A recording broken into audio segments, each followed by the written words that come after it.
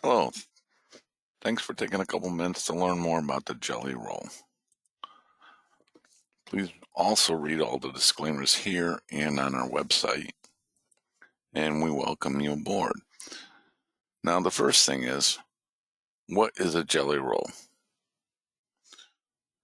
It is really simple. In its most basic terms, it is just simply a time spread between the SPX morning and the SPX afternoon expirations. They've been doing jelly rolls since the 1990s or even earlier.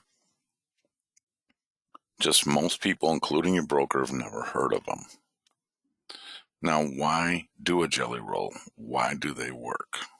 Real simple. There's a whole bunch of games that are going on behind the scenes. There's arbitrageurs, there's scalpers, day traders, position traders, etc. One of the people that you've heard of, or a group of traders you've heard of, are called arbitrageurs or basket traders. They're just simply trying to take advantage of the difference between the S&P futures and the S&P stocks, the stocks that make up the futures. When news comes out and something goes fast, things get out of a line, they will look for what they call buy or sell programs. You probably have heard of the term before, and they will take advantage of it. For example, right here, you see that the purple line, the S&P futures, blipped up faster than the cash. So they will sell what's overvalued, the future, and buy what's undervalued, the cash, and wait for those two prices to come back into alignment. Now, they're only going to unwind it if there's an advantage the other way.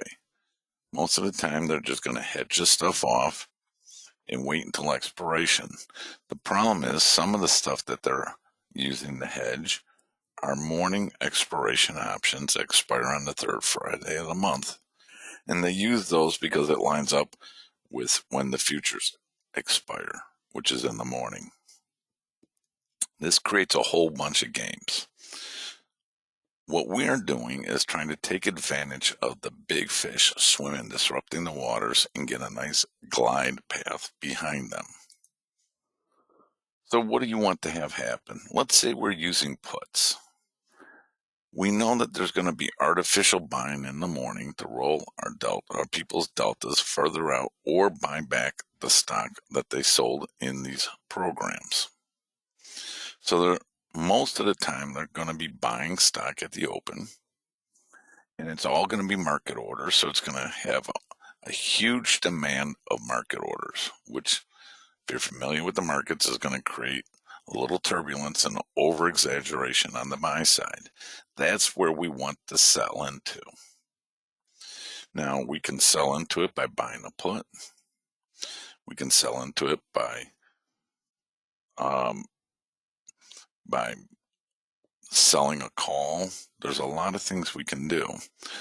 The best thing that we can do is to be long deltas all the way up during the artificial buying, freeze things, and then when the selling comes in, be short deltas.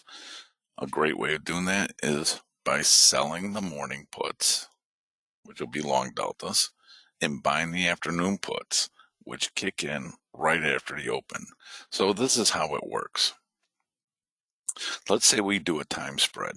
Usually we'll do the AMs versus the PMs on the same day. Here, however, you see the May 18th puts are being sold, and we're buying the May 23 puts. And the only reason we're separating it like that is to really point out the difference between the morning and the afternoon.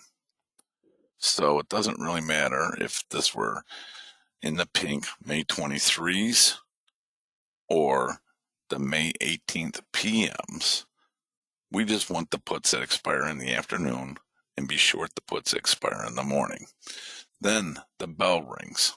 As the market is opening up with the artificial buying, the cash will settle at the opening price of every stock in the S&P 500. So if a bunch of buy programs coming in are buying up AMD, Intel, Microsoft, NVIDIA, etc., and marks the opening price at the highs of the day, that's where the settlement price for the SPX comes in. The morning settlement will be the opening price of all 500 stocks, and that's where we want our long deltas to freeze at. So we could be long a call that expires in the morning, or we can be short a put. Remember, long puts are short deltas, so if we sell a put, it's long deltas. If our short put expires at the high of the day, it's going to expire at its lowest value, which is what we want. If we're long the put, we want it to settle at its highest value. So then once the bell rings, the green line, which is the short put, is frozen. And it's subject to whatever the opening price of all the 500 stocks in the index are going to be. We don't know what it is yet. But typically what happens after all this artificial buying occurs is the market calms down and settles back down to levels it should be at had there not been artificial buying. So the short put is frozen and our long put is still active. From that point, we just sell out our long put after the market sells off, and the difference between those two prices is our profit. Here's an easier way of looking at it. I know this may sound a little complicated at first. It's a lot more moving parts and more variables than, say, a vertical spread or a time spread. But this other way of looking at it may make things look a little bit easier. Let's say at the open, the bell rings and you expect artificial buying. What you want to have happen is you want to be long something that expires right where the cash settles at the highs of the day. Because you anticipate the market to open at the highs, you want to then, from that point on, get short. So, not knowing what a jelly roll is, your only choice is to go out and buy a put or a put spread. Now, there may be a delay in buying the put or put spread. You may miss the trade because we're selling off too fast. You may not get into it at all, and you may not even know where the highs are until you've already missed it. It's a less than perfect way of getting short the market at the open. So, a better way to do it, ideally, you'd love to have a call expire right at the opening bell in the morning for the morning expiration. And then it settles at the high of the day and you're golden. This is where the AM options are of huge benefit. There's a problem though. What if the market opens lower? Okay. Also, you may want to make money on the way back down. So now you'd have to sell a call that expires in the afternoon. When you buy a call that expires in the morning and sell a call that expires in the afternoon, you are short that time spread and your margin is crazy. So we can't really do it with calls, can we? Better way of doing it is with puts. If we buy a put that expires in the afternoon, that's short deltas, and sell a put that expires in the morning, that's long deltas, we get what we want.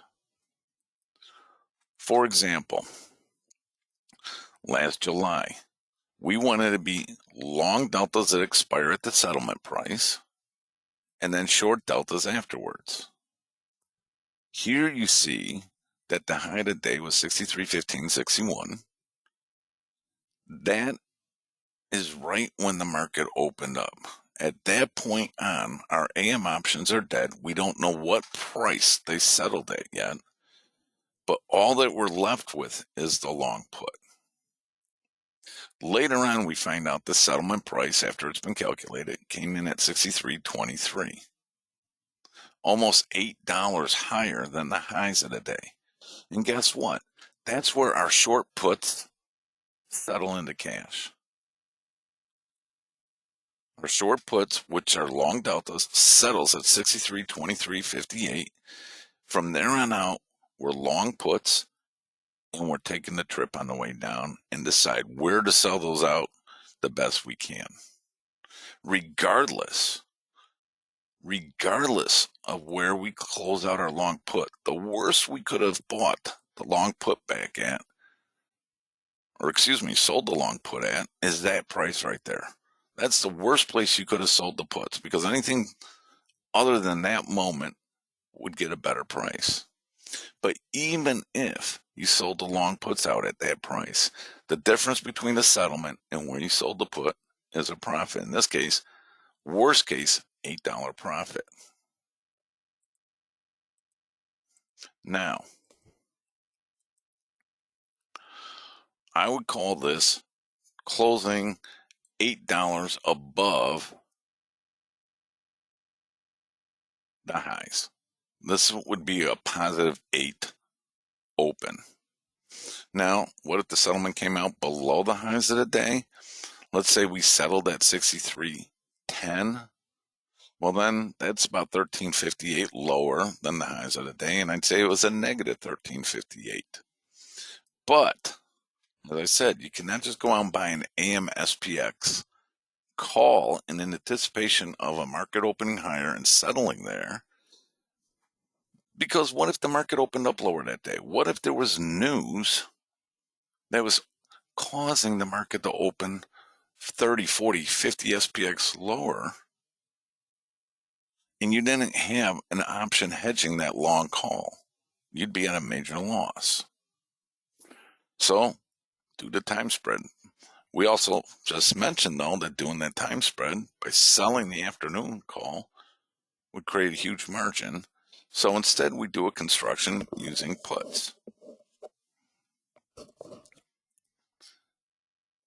Here is the August 15th that created so much hype that our students were just texting, writing, emailing. Please, let's have a class on this. I want a whole day class to learn everything there is about this.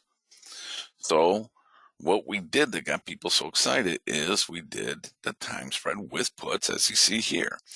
We went out and bought the August 15th expiration 65.25 put for the afternoon. And circled, you see, are the AM options that expire right at the opening. Same strike, same day, just one expires in the morning, one expires in the afternoon. Because we couldn't sell the call time spread, we did the put. The short deltas expire after the open. Actually, they expire at the close. The long deltas expire right at the open. The problem is we have a ghost when we do this way of trading, and we can't make that ghost go away. Now, what is a ghost? When you look at this trade, you see that AM option has expired, but it hasn't been taken out of the account yet because the settlement price hasn't come out.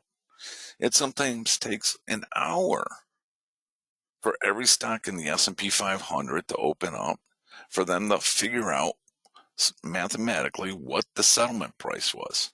Some stocks may have a delayed opening because of news, what have you. So they can't get rid of that AM option that's expired until they know where to close it out at, and they don't know what price to close it out until the settlement comes out, and the settlement doesn't come out for an hour. So that trade is stuck in your account until they know where to close it out. It's dead. You can't trade it. Its price is determined already by the settlement price. So it's dead, but it's still in your account. It's a ghost. Now, remember, you're left with that top half of that spread. You're long the 65.25 put. The market's going down, eventually levels out, and you want to sell out that put before the market maybe bounces again. But you can't sell it out. Because if you sell out that PM put on the top, that ghost is still in your account saying you're short a put that's really not there, but it's there, and it will create a huge $600,000 margin issue. So you want to sell your put at a profit, but you can't. You're stuck. Well, with the jelly rolls, we've been working our way around it. There's a couple things we do to get around this problem. And it's a little bit of work. And so we've come up with other ways of getting around it to make it a little bit easier. Now, there's really three ways we can get around it. We can get around it by making the ghost go away by buying a 100 delta call to hedge the 100 delta put, creating what we call a mambo combo. We can buy two E-minis, which are 50 deltas each, to hedge the 100 delta put. Or we can instead set this up using verticals. Buy the AM call spreads and sell the PM call spreads. All these are a little bit complicated, and why we're going to have an 8-hour class teaching these three things. But people want it that bad. Why? Well, last expiration, August 15th, we saw this. Now, this would be the put method. Let's go to the actual what happened in the call method we used. Here, you see the chart of the SPX, the S&P 500 cash, August 15th at the open. The bell rings. The highest print of the day was 64.8134. That's the official high of the day. And then from there, the market sold off a little bit. Why? The artificial buying dried up right after the opening market. Right when the market opened, market orders went in to buy stock. Once they were filled, the market started settling down and going back to where it would have been had that artificial buying not existed. Later on, we find out the settlement comes in at 64.8611. That top right corner, you see, we sold our long deltas out at 64.8611. That's where the short put expires. Anything below that is profit.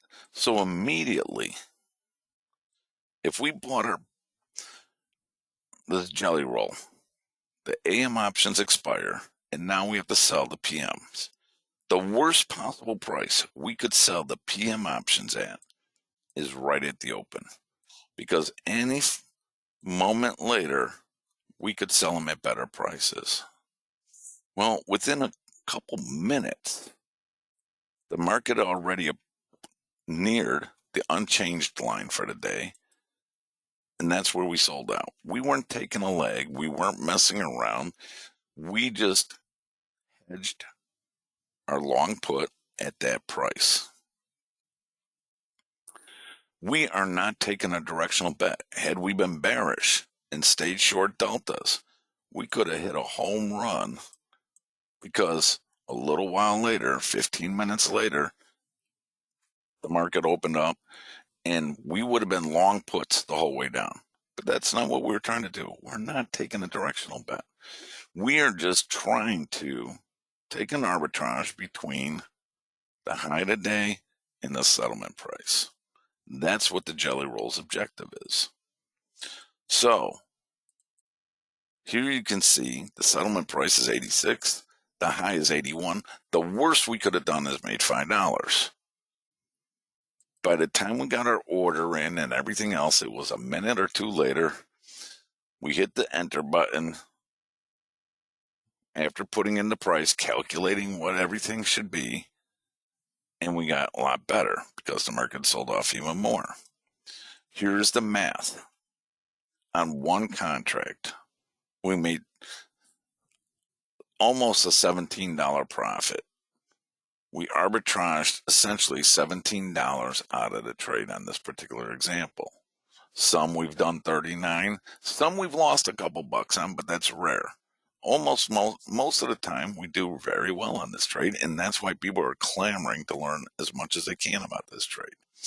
So after Friday's opening print, once the settlement price came out, we could calculate that we made $1,686 on this trade. And people said, Scott, I need to know more about this. Let's have a class on this so that I don't rely on you walking us through it every third Friday in the morning. Because typically what I do is have a class Friday morning and walk people through it. But why? It's not that difficult. As long as you know the steps and procedures, you should be able to do it by yourself. And I know watching this video is creating a lot of confusion because it's the first time you've seen it, but it's not that complicated of a trade. If you can understand the box spread, you can understand this. So, by demand to the office, our office manager took that and said, fine, we'll have a class on the 13th of September. Why the 13th of September? Well, it's a Saturday. We can have an 8.5 hour class from 9 in the morning to 5:30 p.m. You can watch the class, review it as many times as you want, and then on the 19th, we'll have a bonus class where I actually walk you through everything we learned in the class.